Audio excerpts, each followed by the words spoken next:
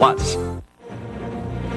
Running for their lives, ethnic Albanians by the thousands are forced to pour out of Kosovo.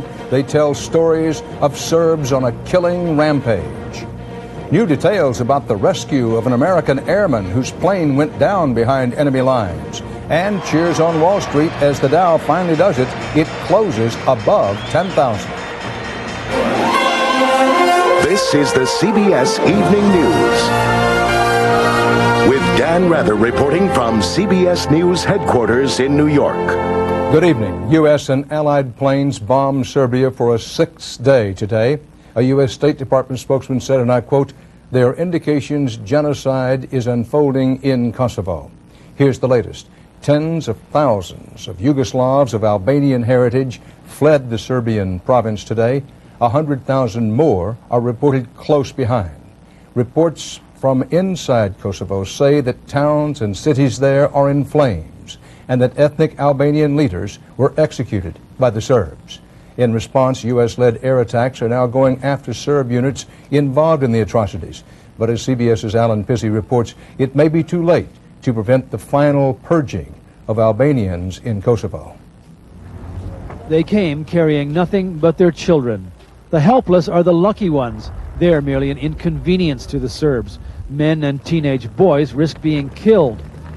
The first ethnic Albanian refugees across the Macedonian border from Kosovo today walked up to 20 miles before they found friendly farmers. Almost an entire village of 1,000 people fleeing en masse. Every time we left the house, the police shot at us, this woman says. Thousands more came to the official border crossing. Some were obviously traumatized. You must hurry. You want to stop a massacre. You must hurry, please. For innocent people. Physically and emotionally drained from the ordeal of their journey through a landscape they described as burning houses, wrecked stores, and out-of-control killers, most just kept walking. These are people who have lost everything but their lives. If you have luck and money, this man says, at least 1,000 German marks, they will let you go. But you need a lot of luck. These two friends escaped from Pristina. Serb police robbed them at the first roadblock. They took about 3,000 Deutsch marks. I had my necklace, my bracelet, my ring, my watch, even the shaving machine. They took everything. For Terry Heselius of the American charity Mercy Corps, finding the children of an ethnic Albanian employee was akin to a miracle. This must make you feel pretty good. It does. I've been praying a lot about it tonight, all night last night. But there was bad news, too. We got word this morning that our warehouse manager in Mitrovica was killed. Refugees said Serbs were killing out of frustration. NATO planes are bombing the Serbs, this man says, and because they can't do anything to the planes, the Serbs are shooting people in their houses. The scale of the disaster is most evident in Montenegro. Tens of thousands of ethnic Albanians have been forced there. In the chaotic rush from the ethnic cleansing, the numbers cannot even be verified.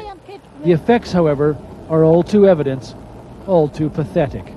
As the full horror of what's happening in Kosovo emerges, it is adding to the growing clamor in this part of the world for NATO ground troops. But even if NATO were willing to do it, it could take up to a month to mount such an operation, by which time there might not be any ethnic Albanians left to save anyway. Alan Pizzi, CBS News, on the Kosovo-Macedonia border. European officials say there are so many refugees pouring out of Kosovo, it's impossible to count them all. One thing is clear. This is a mass movement of people made into refugees because of their cultural and religious heritage